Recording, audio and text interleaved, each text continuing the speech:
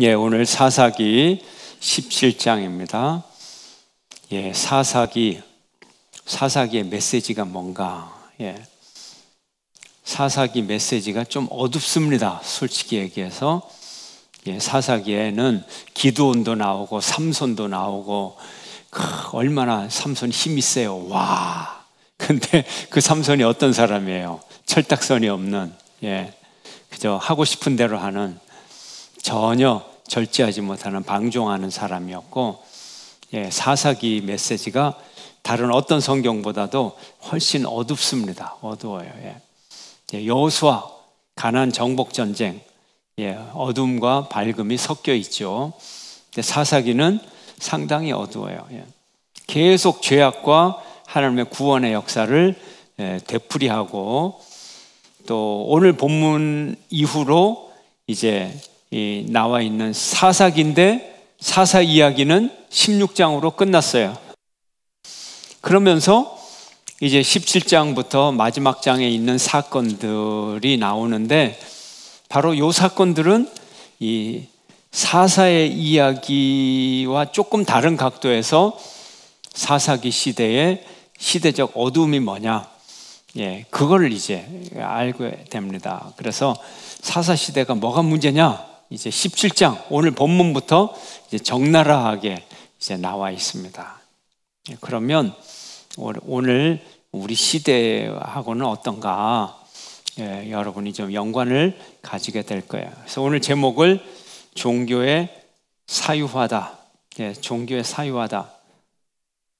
사사기 시대의 문제는 종교의 사유화다.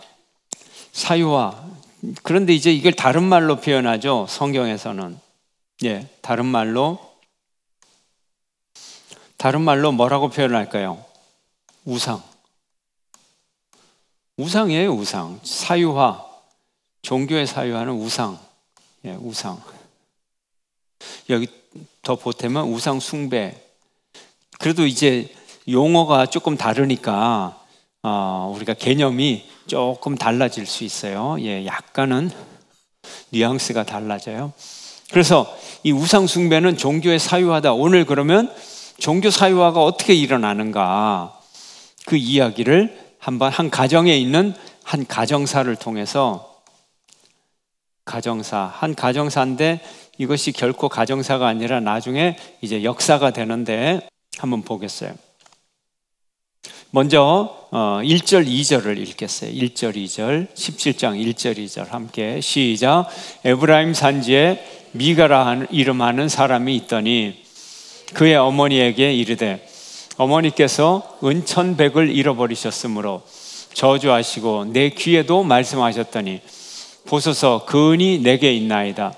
내가 그것을 가졌나이다 하니 그의 어머니가 이르되 내 아들이 여호와께 복받기를 원하노라 하니라.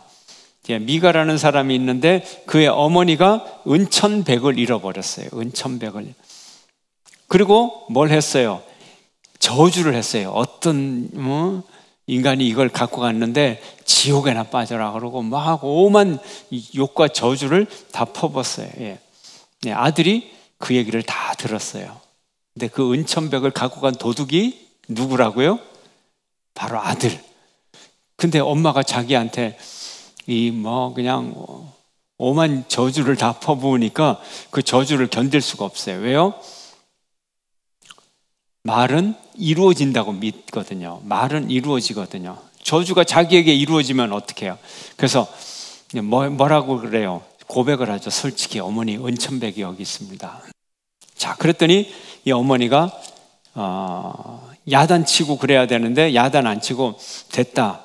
예, 됐다. 그래서 그걸 받고 없는 일로 했다는 거예요. 잃어버린 은천백, 잃어버린 참된 신앙. 미가의 어머니는 은천백개를 잃어버렸어요. 그러면 은천백개가 얼마일까요? 요즘 돈으로. 은이 기준이에요. 은 하나가 기준이에요. 예, 우리의 모든 생활은 일일 생활, 은이 기준이에요. 그래서 데나리온이 뭐예요? 데나리온. 그러니까 여러분이 이제 성경 보면 이제 물론 검색을 해도 되는데 그래도 이게 뭐라 그래요? 이게 감이 있잖아요. 감. 이제 앞으로 이렇게 감을 잡으면 돼요. 1데나리온이 하루 인건비라 그랬잖아요. 그러면 은 한 전이에요. 그게 은 하나, 그 다음에 2세겔, 그 다음에 데나리온, 이게 다 같아요. 거의 비슷해요. 시대에 따라, 물가에 따라 조금씩 다르니까. 그래서 그냥 은 한 전 해가지고 10만 원 잡으면 돼요. 요즘 물가로 따져서 10만 원. 은 1100개는 얼마일까요? 갑자기 계산이 안 돼요? 이 정도는 빨리 나와야지. 따다다. 공 3개 보태면 되는데 10만에다가 1억 1천만 원, 1억 1천만 원. 맞아요? 틀리면 빨리 가르쳐 주세요. 예. 1억 1천만 원을 잃어버렸어요. 와, 1억 1천만 원. 엄마 지갑에 있는 수표 1억 1천만 원짜리를 아들이 싹 빼돌렸다가 엄마가 이거 어디 갔어? 이거 막 난리를 피우니까 없던 일로 딱 내놨단 말이에요. 아니 1억 1천만 원을 훔쳤다가 내놨는데 그냥 됐다 넘어갈 일입니까? 안 넘어갈 일입니까? 물론 가정사니까 경찰에 고발을 하겠어요. 어떻게 하겠어요? 그럴 수도 있지만 많은 주석학자들은 이 성경을 읽으면서 이 시대는 타락했다. 물론 가정사지만 이해할 수 없는 건 아니지만 타락했다. 그 큰 돈을 훔쳤다가 그냥 했는데 아무리 아들이지만 너무 쉽게 넘어간다. 그러므로 이 시대적 상황이 너무 죄악에 물들었다는 걸 알 수 있다.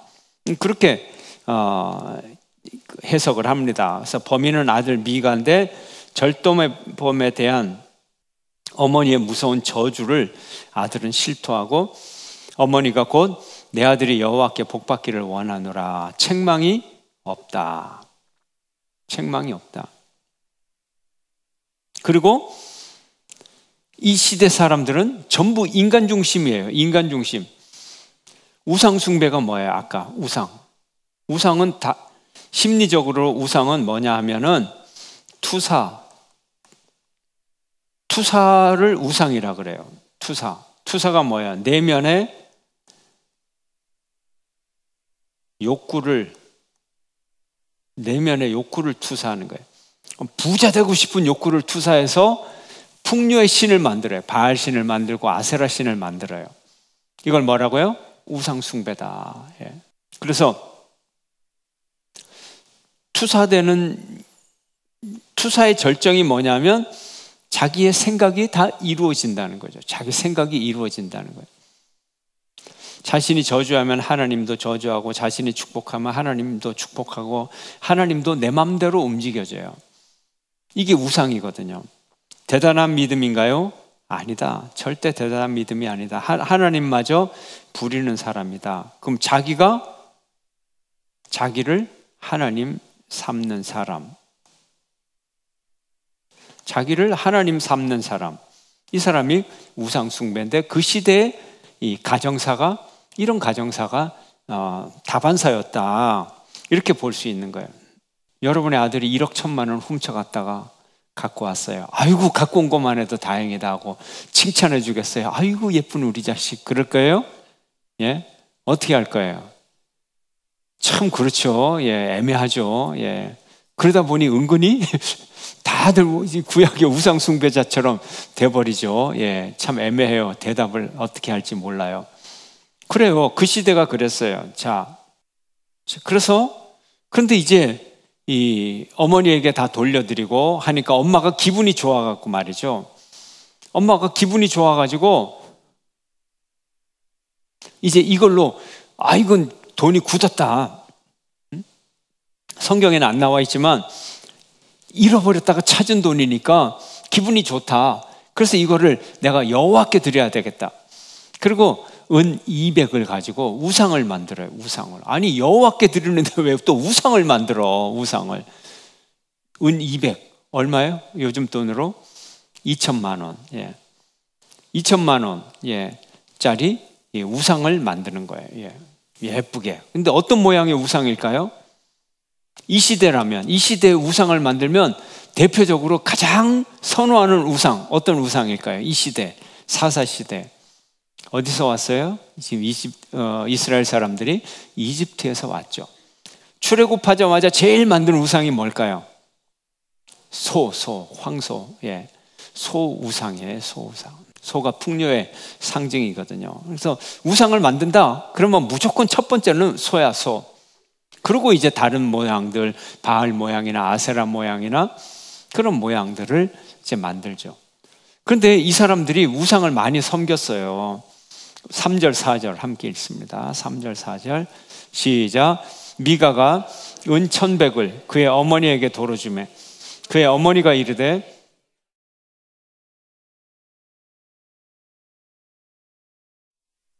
내 손에서 이 은을 여호와께 거룩히 드리노라. 그러므로 내가 이제 이 은을 내게 주리라. 미가가 그 은을 그의 어머니에게 도로 주었으므로 어머니가 그 은 200을 가져다가 은장색에게 주어 한 신상을 새기고 한 신상을 부어 만들었더니 그 신상이 미가의 집에 있더라. 그래서 신상 우상을 하나 만들어 갖고 기분 좋다, 기념이다. 그래서 이제 집에다 두었는데, 근데 이 집에는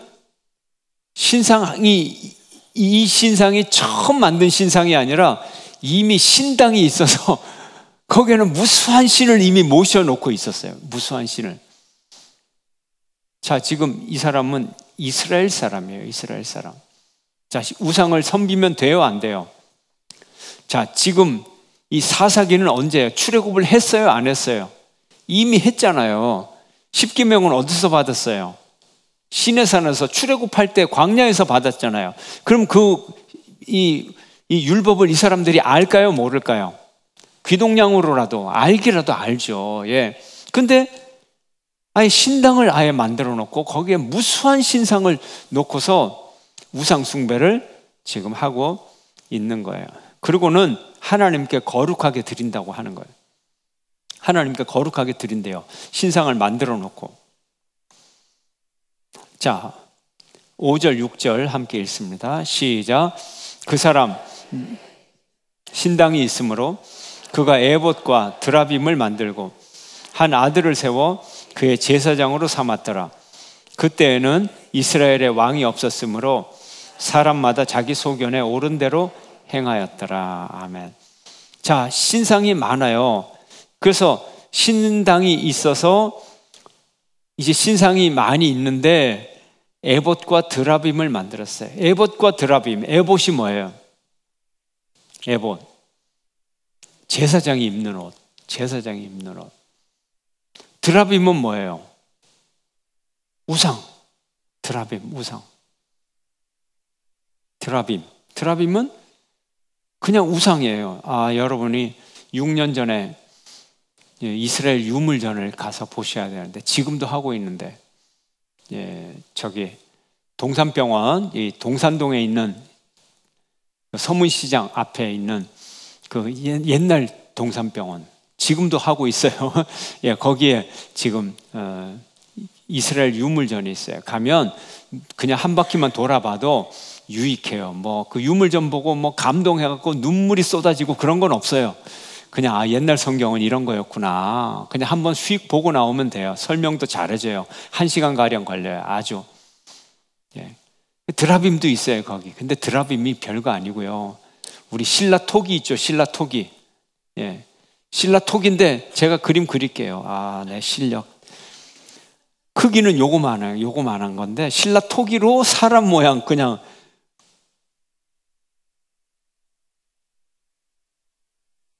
불가사리 같다.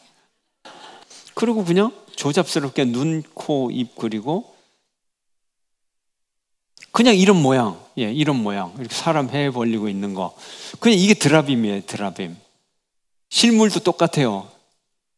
제가 그림을 못 그린 게 아니라 드라빔이 이렇게 생겨서, 예, 비웃지 마시고, 이 드라빔이 진짜 이 정도 수준이에요. 이 정도 수준. 그냥 토기로 흙으로 진흙으로 구워서 눈, 코, 입 찍찍찍찍 그려서 이걸 우상이라고 섬기는 거예요. 이게 드라빔. 그러니까 에봇과 드라빔이 이게 조화가 되는 거예요, 안 되는 거예요? 두 개가 안 되는 거죠. 에봇은 하나님을 섬기는 제사장이 오시고, 드라빔은 그야말로 원시 종교. 자, 야곱이 그 외삼촌의 집에 가서 20년을 살다가 야반 도주를 해요. 야반 도주를 하는데 외삼촌이 쫓아오잖아요. 쫓아와서 뭐라 그래요? 너 왜 내 사랑하는 딸과 이 손자들과 재산을 몰래 빼돌려서 도망가느냐? 예?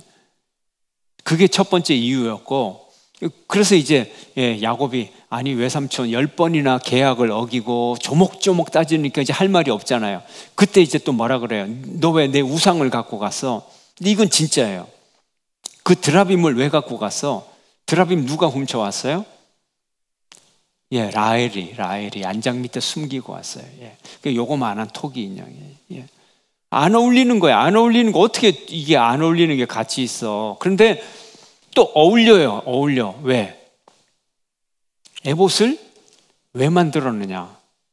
우상 섬기듯이 에봇을 만들었어. 그러니까 이 미가의 집에서는 에봇이나 드라빔이나 same. 뭐든지 가지면 좋은 거야. 있으면 좋은 거야. 있으면 좋은 거야. 손해될 거 없잖아. 그렇잖아요. 제사장 옷 입고 폼 잡고 하는데 손해될 거 있어요, 없어요? 드라빔, 빌면 손해될 거 있어요, 없어요? 철없는 사람들 하는 얘기 있잖아요. 이런 얘기 설교 시간에 해야 되는지 안 해야 되는지 몰라도. 부처님이건 예수님이건 하나님이건 누구건 빨리 와서 구해달라 이런 거 장난 삼아 얘기하는 그게 심각한 범죄죠. 지금 그런 일을 진심으로 이 사람들은 하고 있는 거예요. 에봇을 만들 때도 우상숭배로. 왜 에봇이 우상숭배냐? 이 사람들이 가진 에봇이나 드라빔이 같은 수준이라는 게 그 다음에 나와요. 5절 하반절에 드라빔을 만들고 누구를? 한 아들을 세워 에봇과 드라빔까지 만들고 한 아들을 세워 제사장으로 삼았어요. 5절에. 이것의 의미가 뭐라고요? 개인 종교를 창시한 거예요. 개인 종교를. 아니 자기 아들이 누군데 제사장은 누가 돼요? 제사장 레위인이 제사장이 돼요. 근데 미가는 여기 동네 이름을 보면 지파라고 나와요. 17장 1절에 에브라임 산지의 미가라 이름하는. 그러면 미가는 무슨 지파? 에브라임 지파. 근데 왜 지 아들이 제사장이 되냐고요? 에브라임 지파가. 그래요, 안 그래요?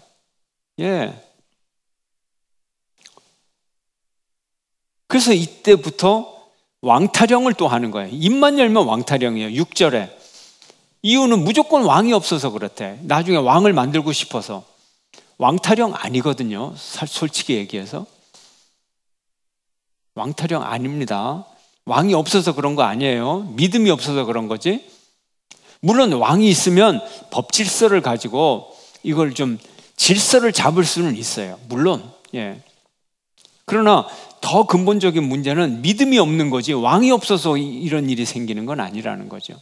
그래서 왕타령을 해요. 자꾸 뭐든지 왕이 없어서 그렇다면 왕이 필요하다는 얘기 아니에요. 언젠가는 왕이 이제 생길 겁니다. 자기 마음대로 개인 종교, 자기 마음대로 종교, 십계명이나 율법이나 이런 거 아무 안중에도 없고 오로지 자기 소견, 자기 욕망 이대로만 했다는 거예요. 이게 사사시대의 특징이라는 거예요. 사사시대 특징이라는. 자, 개인 제사장. 그런데 아까 읽은 본문 우리가 7절부터 읽었었죠. 7절에 유대 베들레헴에 한 청년이 있는데 그가 레위인인데 마땅히 먹고 살 일이 없었어요. 레위인들은 땅이 없잖아요. 마땅히 먹고 살 일이 없었어요. 그래서 8절에 그 사람이 거주할 곳을 찾아서 여기저기 떠나면서 살던 베들레헴을 떠나서 에브라임 산지까지 쭉 북쪽으로 올라오게 됐어요. 그러다가 미가의 집을 만나게 됐어요. 9절에 미가가 그에게 묻되 9절 한번 보세요. 9절. 자, 미가가 그에게 묻되 너는 어디서부터 오느냐 하니 그가 이르되 나는 유다 베들레헴의 레위인으로 거주할 곳을 찾으러 가노라. 자, 10절은 함께 읽겠어요. 10절 시작. 미가가 그에게 이르되 내가 나와 함께 거주하며 나를 위하여 아버지와 제사장이 되라. 내가 해마다 은열과 의복 한 벌과 먹을 것을 주리라 하므로 그 레위인이 들어갔더라. 자, 제멋대로 레위인이 등장을 합니다. 레위인은 하나님이 정하신 곳에서 살아야 되는데, 그리고 제사로 하나님을 섬겨야 했는데 이 이름 모를, 이름이 안 나와 있어요. 그냥 한 청년이지. 자기 마음대로 여기저기를 다녀요. 왜? 뭐 때문에? 호구지책으로.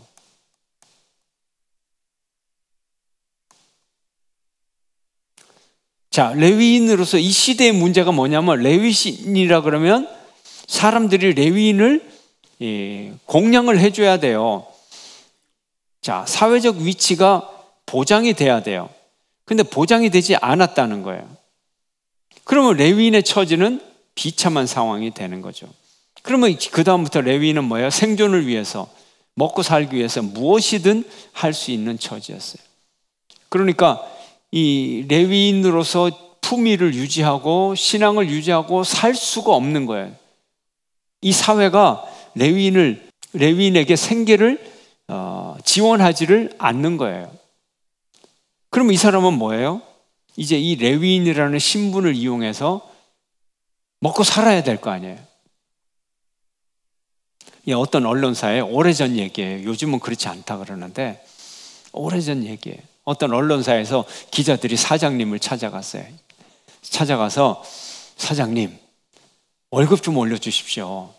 우리 신문사가 그래도 발행 부수가 최고로 많은 몇 개 중에 하나인데 이 월급은 제일 작습니다, 사장님. 그랬더니 언론사 사장이 이렇게 아래위로 쳐다보더니 껄껄껄껄 웃으면서 나는 충분히 주는데 내가 자네들에게 기자증을 줬잖아.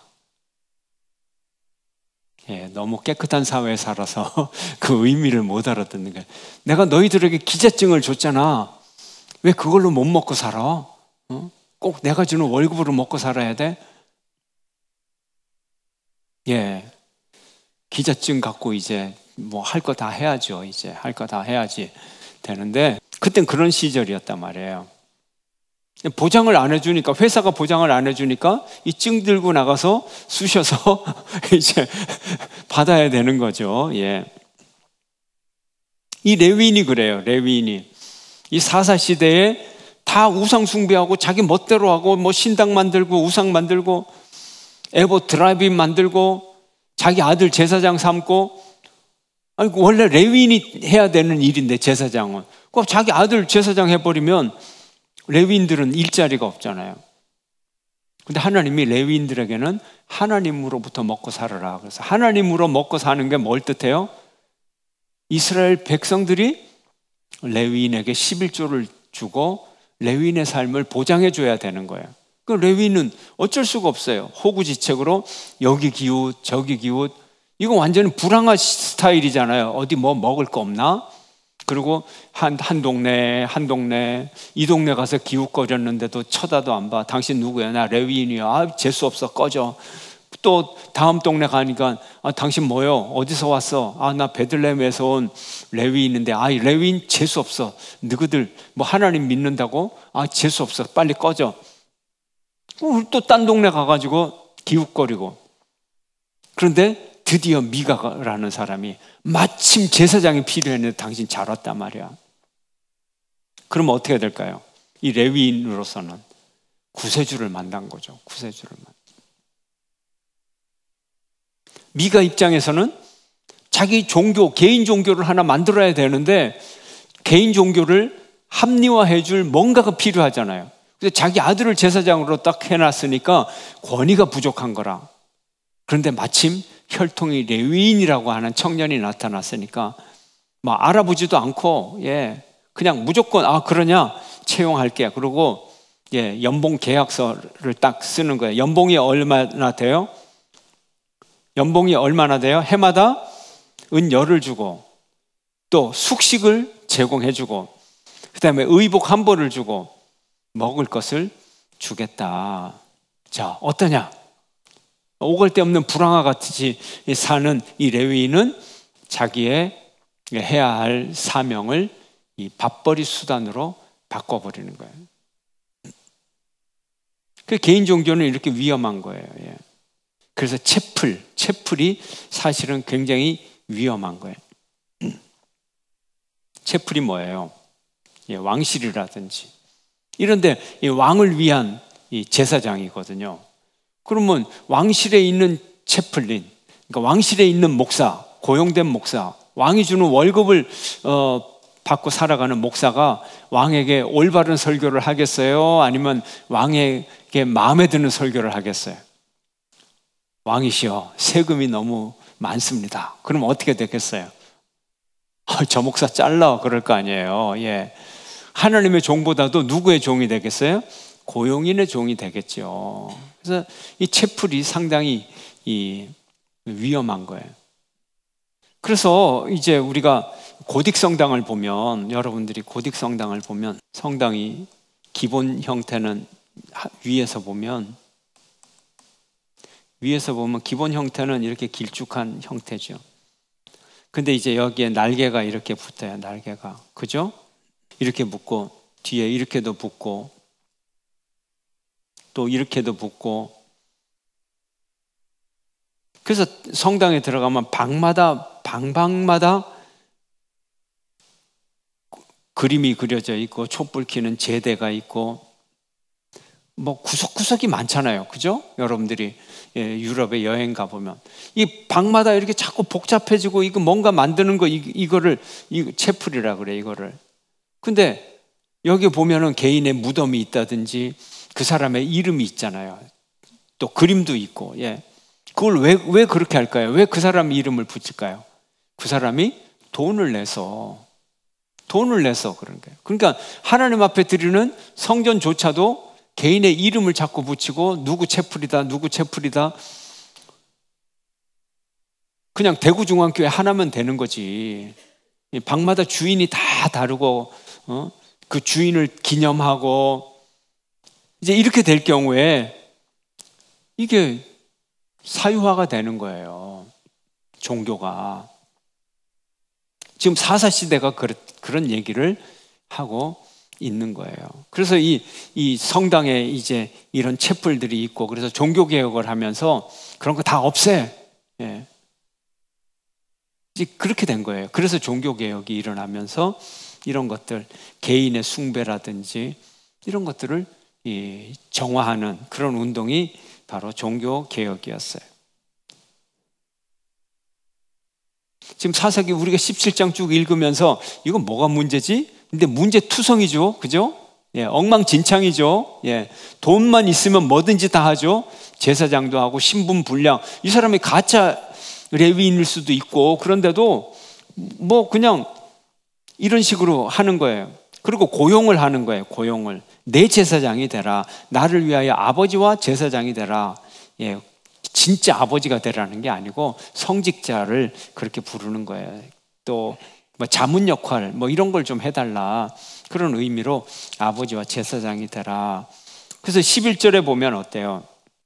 먼저 10절 자기 도취의 신앙이다. 자기 도취. 10절을 보면 뭐라 그래요? 그 레위인이 11절 함께 읽을까요? 11절 시작. 그 레위인이 그 사람과 함께 거주하기를 만족하게 생각했으니 이는 그 청년이 미가의 아들 중 하나같이 됨이라. 이 청년 입장에서는 이제 직업이 생겼어요. 일자리가 생겼어요. 더 이상 방황하지 않아도 돼요. 얼마나 좋습니까? 오케이, 좋습니다. 계약서에 도장을 빵 찍었단 말이에요. 미가는 미가대로 좋아요. 이제 제대로 된 이 제사장을 내가 고용을 했구나. 자, 11절, 12절 시작. 미가가 그 레위인을 거룩하게 구별하며 그 청년이 미가의 제사장이 되어 그 집에 있었더라. 아멘. 그래서 미가는 자기 마음대로 그 레위인을 개인 산당의 제사장으로 세웠습니다. 그러고도 여호와께서 자기에게 복 주실 줄 안다고 생각합니다. 자긴 복 받는데요. 우상 숭배를 해놓고서 내가 이렇게 하나님을 잘 믿으니까 복 받을 거야. 이렇게 얘기를 합니다. 13절 함께 읽습니다. 시작. 이에 미가가 이르되 레위인이 내 제사장이 되었으니 이제 여호와께서 내게 복 주실 줄을 아노라 하니라. 레위인을 제사장으로 삼으면 복이 자동으로 굴러 들어온대요. 예. 이게 미신신앙이죠. 하나님 뜻대로가 아니라 자기가 생각한 대로, 바라는 대로, 말하는 대로 될 줄로 압니다.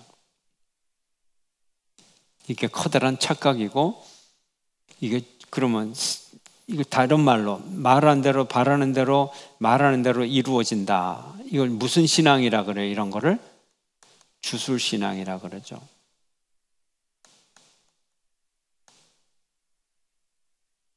근데 주술신앙과 하나님 신앙을 동일화하는 거예요. 동일화. 근데 같지 않아요.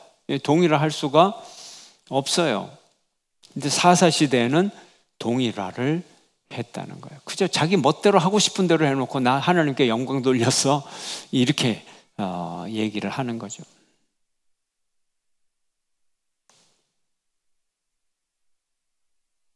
자, 묵상 포인트. 방종의 교육이다. 미가는 제멋대로 행동합니다. 어머니 돈을 1억 1천만 원을 훔쳤다가 바쳤다가 자기 멋대로 우상 숭배하고 무조건 욕망이 하나님 노릇. 하나님 노릇 해보고 싶은 삶, 그것이 타락의 증거입니다. 인생과 교회의 주인은 오직 예수 그리스도입니다.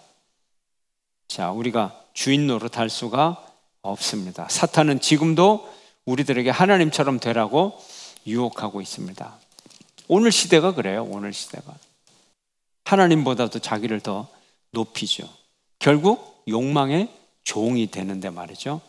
자, 두 번째 묵상 포인트. 종교의 사유화. 사사기 시대의 사람들을 자기 마음대로 우상을 만들고 종교도 만들고 제사장 제도도 만들고 스스로 신보다 높은 자리에 올라간 것이다. 우리가 까딱하면 신보다 높은 자리에 올라간다. 하나님보다 높은 자리에 올라가는 거 최고의 큰 죄죠. 그러나 이 죄를 짓는 것은 너무나 쉽다. 너무 쉬운 죄다. 너무나 쉬운 죄를 우리는 짓고 있다. 사사시대뿐만 아니라 오늘 이 시대에도. 그래서 세 번째, 결국은 선악과의 범죄죠. 자, 선악과를 먹으면 눈이 밝아져 선과 악을 알게 된다. 이게 무슨 의미죠? 선과 악의 판단을 사람이 한다는 의미예요. 선과 악, 옳고 그름의 판단, 최후의 판단은 누가 하셔야 돼요? 하나님이 하셔야 되는데, 그래서 최후의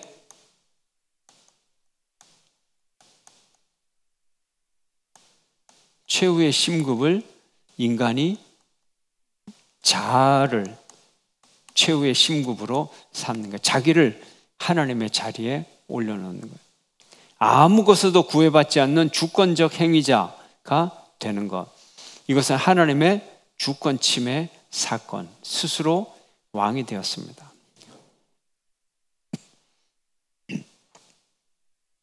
미가가 하는 행동을 잘 살펴보십시오. 그는 스스로 하나님처럼 되려는 삶을 거침없이 실행에 옮깁니다.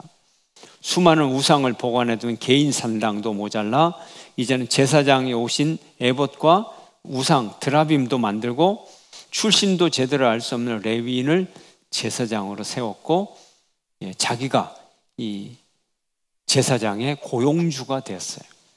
제사장의 고용주는 누굽니까? 제사장은 누구로부터 먹고 살아야 돼요? 하나님으로부터 먹고 살아야 돼요. 근데 이 제사장은 누구로부터 먹고 살아요? 미가로부터 먹고 살잖아요.